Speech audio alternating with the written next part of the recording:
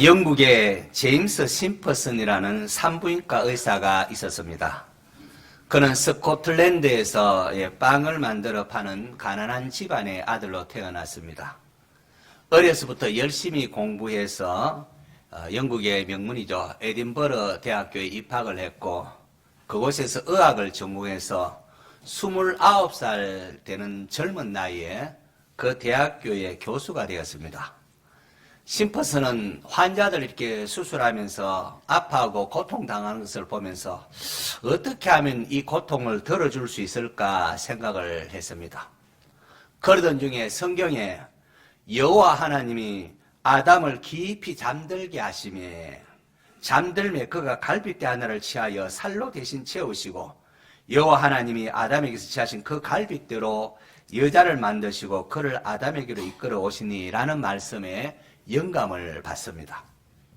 의사의 상식으로 볼 때에 사람 몸에서 갈빗대 하나를 떼어낸다는 건 아주 큰 수술인데 아담은 잠에서 깨어나서 고통도 느끼지 못하고 하와를 보면서 야 이는 내 뼈 중에 뼈요 살 중에 살이더라 라고 했다는 겁니다. 이 심퍼슨은 하나님이 아담을 잠재우듯이 환자를 잠재워 고통을 느끼지 못하게 하고 그렇게 해서 무사히 수술을 끝낼 수는 없을까 고민하면서 수술용 마취제를 개발하기 시작합니다. 그 결과 1847년 11월에 심퍼슨은 클로로포름이라는 마취제를 발견하고 논문을 발표하게 되었습니다. 이것이 임상적으로 증명이 되었고 그 위에 많은 사람들이 이 마취법을 사용하게 되었던 것이죠. 세월이 흘러서 그가 대학교에서 마지막으로 사람들 앞에 이렇게 강연을 하게 되었는데 제자 중에 한 명이 이런 질문을 합니다. 교수님께서 지금까지 발견한 것 중에 가장 큰 발견은 무엇이라고 보십니까? 그러자 참석한 대부분의 사람들은 심퍼슨이 마취제인 클로로포름을 발견한 것이 내 인생의 가장 큰 발견입니다 라고 할 것으로 예상을 했습니다. 그런데 심퍼슨은 이런 대답을 합니다. 나의 가장 위대한 발견은 내가 큰 죄인이라는 것과 예수님이 나를 구원해 주신 구세주라는 사실입니다. 아마 하나님께서 영광을 받으셨으리라 믿습니다. 여러분에게 있어서 예수님은 어떠한 분이십니까? 세상의 그 어떤 것보다도 가장 귀한 것이 예수님을 만나는 것입니다. 오늘 설교를 들을 때에 죄인인 나를 구원하러 오신 예수님을 발견하는 은혜가 있기를 축원합니다. 해마다 12월 성탄절을 앞두면은 우리 교경위원회에서 원주 경찰서에서 성탄트리에 불을 밝히는 점등식을 합니다. 얼마 전에 원주시 기독교 연합회에서도 여기 지난해 있어 올해 이제 원주시 보건소 앞에서 크다란 성당트리 점등식을 했습니다. 성탄의 계절은 빛의 계절이라 말할 수 있습니다. 성탄절이 가까워지면은 가게들마다 거리마다 반짝반짝이는 장신구와 또 작은 전구들로 불을 밝히지 않습니까? 동방박사들이 별을 보고 아기 예수님께 찾아와서 경배를 했습니다. 그래서 예수님의 탄생을 축하하면은 축하에 장식하는 이 크리스마스 트리에 대부분 꼭대기에 큰 별이 달려 있습니다. 우리가 추리도 가보니까 조그마지만 이렇게 보입니까? 별이 이렇게 하나 달려 있습니다. 요한복음을 기록한 사도 요한은 예수님의 탄생을 소개하면서 참빛, 그 세상에 와서 각 사람에게 비추는 빛이 있었나니 라고 소개합니다. 왜 사도 요한은 예수님을 빛이라 이렇게 표현을 할까요? 빛은 생명을 줍니다. 빛은 어둠을 몰아내기 때문입니다. 여러분 안에 생명이 있습니까? 빛이 있습니까? 세상에 빛으로 오신 예수님께서 온 인류에게 생명의 빛을 비추셨습니다. 예수님을 영접한 성도들에게는 하나님 주신 그 빛이 있습니다. 예수님 안에 있으면은, 예수님을 믿으면은 그리스도의 생명이 있습니다. 예수님께서도 자신을 이끌어서 나는 세상의 빛이다 라고 하셨습니다. 초막절을 배경으로 요한복음 8장에 한 사건이 이렇게 삽입되어 기록되어 있습니다. 서기관과 바리새인들이 음행 중에 잡힌 여인을 끌고 와서 예수님을 시험합니다. 모세는 율법에 이러한 여자를 돌로 치라 명하였거니와 예수 선생 당신은 어떻게 말하겠습니까? 라고 물었습니다. 그때 주님은 몸을 굽히사 손가락으로 땅에 서시는 이런 상징적인 몸짓을 하셨습니다. 계속해서 사람들이 예수님께 묻자 예수님께서 잠시 일어서더니만은 너희 중에 죄 없는 자가 먼저 돌로 치라. 그 말씀을 하시고 다시금 몸을 숙이사 손가락으로 무언가를 서시는 상징적인 행위를 하십니다.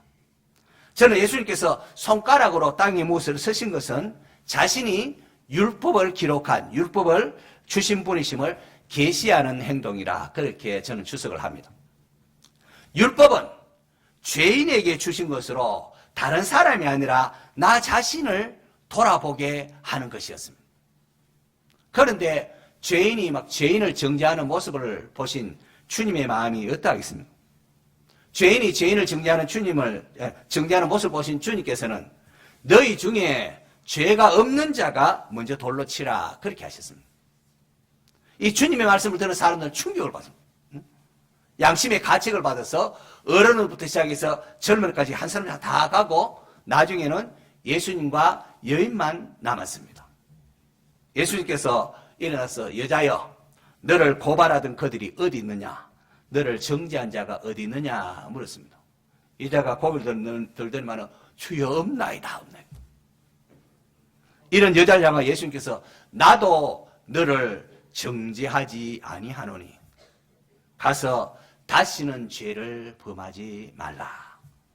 바로 이것이 이 땅에 오신 주님의 마음입니다. 다시는 죄를 범하지 말아라. 바로 이 사건 후에 성경은 예수님께서 이런 말씀을 하셨다고 합니다. 나는 세상의 빛이니 나를 따르는 자는 어둠에 다니지 아니하고 생명의 빛을 얻으리라. 예수님을 따를 때에 그 여인을 포함한 우리 모두는 더 이상 죄의 어둠에 사로잡히지 않는다고 말씀을 하십니다. 요한복음 8장 20절을 보면은 예수님께서 자신이 나는 세상의 빛이라 라고 말씀하신 장소가 어딘지를 말하고 있습니다. 이 말씀은 성전에서 가르치실 때에 헌금함 앞에서 하셨으나 헌금함 앞에서요. 헌금함 앞이라고 하는데 이 헌금함은 어디 있는가 하니까 여인의 뜰에 있습니다. 여인의 뜰에는 13개의 나팔 모양으로 헌금 넣으면 주르륵 들어가더니 13개의 나팔 모양으로 이렇게 헌금함이 있습니다. 그럼 사람들이 많이 왔다 갔다 하는데 바로 그곳에서 나는 세상의 빛이다. 그렇게 예수님께서 말씀하셨다는 겁니다. 초막절을 배경으로. 여러분 초막절에는 두 가지 중요한 행사가 있다고 했습니다. 하나는 실로암 못에 가서 물을 길러다가 성전에 붓는 행위고 또 하나가 바로 헌금함이 있는 여인의 뜰에서 진행되는 겁니다.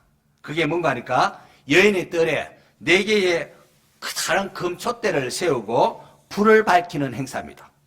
한 20m 높이에 커다란 4개의 금촛대가 이렇게 있는데 거기다 올리브로 기름을 넣고 거기다 불을 밝히는데 아주 높은 곳에서 한 4개의 큰 금촛대에 불을 밝히게 되면 성전 전체가 환하게 됩니다. 그러면 레위인들이 악기를 연주하면 사람들이 춤을 추며 축제를 이렇게 즐깁니다. 이 불을 밝히는 행사는 출애굽 당시 하나님께서 이스라엘 백성을 불기둥과 구름기둥으로 인도한 것을 기념하고 또 중요한 것은 시내산에서 영광의 하나님께 계시가 담긴 율법을 그들이 받았는데 하나님께서 종말에 마지막 날에 온 세상에 하나님을 아는 지식으로 가득해지기를 기원하는 의미가 불을 밝히는 행사에 담긴 의미입니다. 그런데 예수님께서 바로 이러한 행사가 진행되는 여인의 뜰에 있는 헌금함 사람들이 많이 다니는 그곳에서 나는 세상의 빛이니 나를 따르는 자는 어둠에 다니지 아니하고 생명의 빛을 얻으리라 라고 하신 겁니다. 내가 바로 너희들에게 하나님의 뜻을 온전히 계시하며 암흑과 혼돈의 세계에서 구원해낼 너희들이 기다리던 메시아 구원자라는 것입니다. 그래 8장 있고 곧이어 요한복음 9장으로 넘어가면은 날 때부터 맹인된 사람의 눈을 뜨게 하는 이적을 예수님이 행하십니다. 날 때부터 이러면 앞을 보지 못하는 맹인 얼마나 불편하고 안타깝습니까? 그런데 예수님께서 그 맹인을 만나자 내가 세상에 있는 동안에는 세상의 빛이로라 라고 하시고는 땅에 침을 뱉어서 진흙을 이겨서 맹인의 눈에 바르고는 저기 실로암에 가서 씻으라 라고 합니다. 맹인이 주님 말씀 듣고 가서 씻고 밝은 눈으로 왔더라. 가서 씻고 밝은 눈으로 왔다고 했습니다. 실로암은 보냄을 받았다라는 뜻을 가지고 있습니다. 바로 예수님께서 하나님부터 보냄을 받은 자입니다. 예수님이 바로 실로암이고 그분이 바로 이 초막절을 완성하는 주인공이고 완성하시는 분이시라는 겁니다. 예수님께서는 자신이 하나님을 우리에게 온전히 계시하는 세상의 빛임을 맹인의 눈을 뜨게 하심을 통하여 계시한 겁니다. 할렐루야.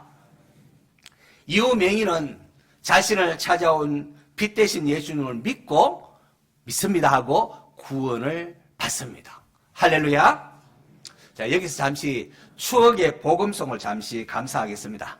제가 학창시절 70, 80 시절에 많이 불렀던 곡인데요. 지금은 목사님들이 되신 다윗과 요나단이 부릅니다. 한 눈먼 사람이 소리쳤네. 뒷부분은 내가 지우지를 못해서 그냥 넣었을까 무시하셔도 됩니다. 예, 비춰주세요.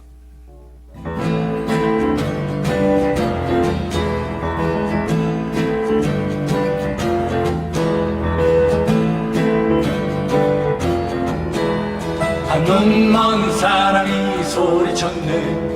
한 눈먼 사람이 소리쳤네. 한 눈먼 사람이 소리쳤네.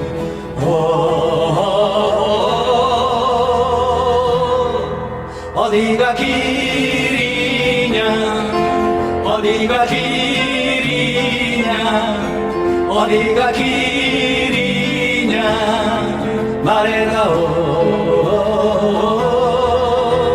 예수님 그에게 대답했네. 예수님 그에게 대답했네. 예수님 그에게 대답했네.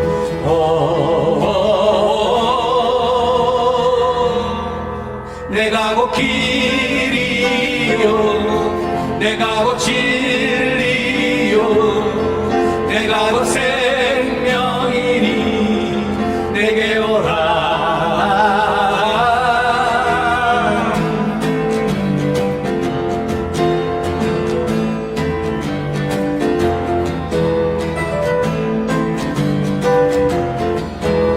한 눈먼 사람이 소리쳤네.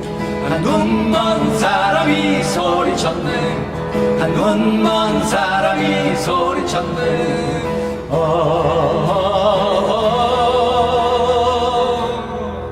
어디가 길이냐 어디가 길이냐 어디가 길이냐 말해다오.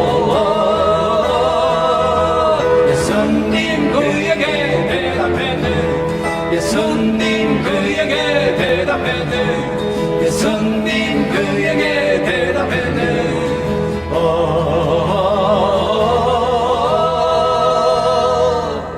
내가 곧 길이요 내가 곧 진리요 내가 곧 생명이니 내게 오라.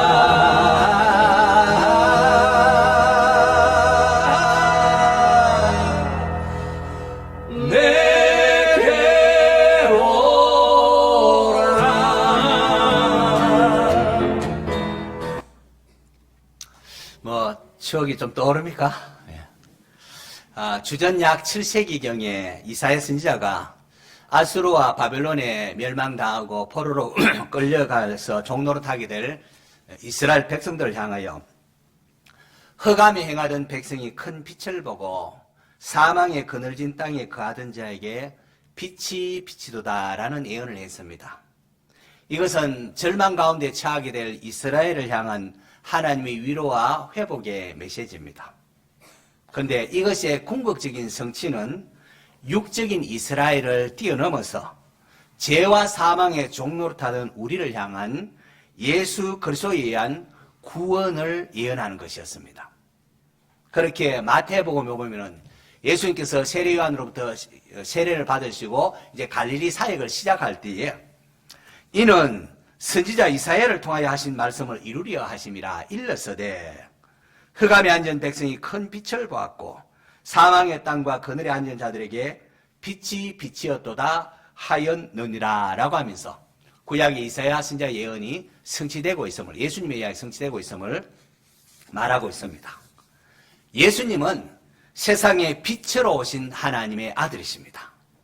예수님께서 맹인의 눈을 뜨게 한 것은 단지 그의 육신을 고쳐주심에 머무르는 것이 아니라 이것을 통하여 오고 오는 많은 사람들이 예수님이 누구신가를 가르치기 위함이었다는 그런 표적이었다는 겁니다. 이런 점에서 오늘 우리가 떠야 하는 것은 육신의 눈이 아니라 영혼의 눈을 떠야 합니다. 예수님이 없는 인생은 이 땅이 전부인 것으로 알고 그렇게 살다가 또는 불치병이나 죽음 등을 만날 때에 좌절할 수밖에 없습니다. 세상에 내가 붙잡고 믿었던 것 이거 사그러지면은 모든 꿈과 희망도 송두리째 날아가 버립니다. 절망에 이르고 맙니다. 그러나 빛 대신 예수님을 만나면은 생명이 주어집니다. 살아갈 용기를 얻습니다. 죽을 날만 기다리는 자에게 산소망이 나에게 산소망이 있구나. 산소망이 펼쳐집니다. 죽음이 주는 허무와 두려움과 염려에 시달리던 인생에게 예수님께서는 천국의 소망과 영생을 주시기 위하여 이 땅에 빛으로 오신 분이십니다.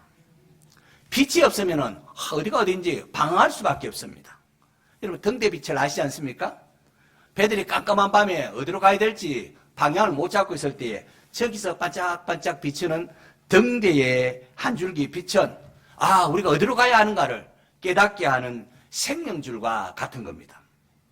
예수님께서는 어디가 길인지 알지 못하는 우리 인생들에게, 갈 바를 알지 못하는 우리 인생들에게 여기가 길이라고 알려주고 계시는 세상의 빛이십니다. 왜 살아야 하는지 이유를 모르는 자에게 주님은 살아가야 하는 이유를 제시해 줍니다. 어둠 속에서 무엇이 죄인지도 모르고 그렇게 우리는 어둠 속에서는 살아갈 수밖에 없습니다. 그런데 빛 대신 주님을 만나면은 인생의 의미를 깨닫고 참된 삶의 방향이 생깁니다. 세워집니다. 말씀이 육신이 되어 우리 가운데 오신 분이 바로 빛 대신 예수님이기 때문입니다. 절망에 빠진 분들이 있습니까? 예수님을 믿으십시오. 그분을 나의 주님으로 영접하시고 그분의 도우심을 구하십시오. 그러면 주님께서 여러분을 인도하실 겁니다. 먼저 믿는 성도들에게 전하고 싶습니다. 어둠이 심할수록, 어둠이 깜깜할수록 조그만 빛이 얼마나 소중한지 모릅니다. 성도는 빛의 자녀들입니다.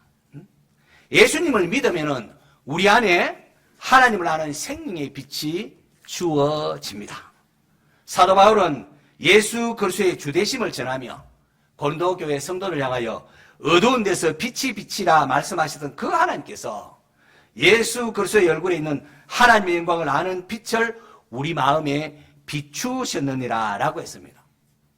예수님께서 또 제자들에게 너희는 세상의 빛이라 라고 하셨습니다. 그러면서 너희는 세상의 빛이라. 산 위에 있는 동네가 숨겨지지 못할 것이고 사람이 등불을 켜서 말 아래 두지 아니하고 등경 위에 두나니 이러므로 집앞 모든 사람에게 비치느니라. 이같이 너희 빛을 사람 앞에 비치게 하여 그들로 너희 착한 행실을 보고 하늘에 계신 너희 아버지께 영광을 돌리게 하라고 하셨습니다. 오늘 여러분에게 생명이 있습니까? 빛이 있습니까? 예수 믿는 성도는 이 생명의 빛을 받은 사람들입니다. 말라리 두시면 안 돼요. 이거 가다 놓으면 안 됩니다. 우리가 할 일은 이 빛을 등경 위에서 비춰야 됩니다. 어두움 속에서 방황하는 자들에게 어디가 길인지 밝혀야 합니다. 세상에서 갈 길을 알지 못하는 자들에게 예수님을 전해야 합니다. 제가 어릴 적에 교회학교에서 배웠던 노래고 또 이렇게 교사로서 가르치기도 했는데요. 여러분도 한번 몸 잘 안 되거든요. 새로 하니까 잘 안 되던데 한번 배워보십시오. 어렵게 찾았는데 하도 오래된 동영상인지 화질이 아주 좋지 못합니다. 이 작은 나의 빛이라는 곡인데요. 한번 보시겠습니다. 따라해 보셔도 됩니다. 이 작은 나의 빛 비치게 할 때야 빠밤빰 이 작은 나의 빛 빠밤빰 비치게 할 때야 빛내리 빛내리 빛내리 도가내 안 들고 비치게 할 때야 도가내 안 들고 비치게 할 때야 빛내리 빛내리 빛내리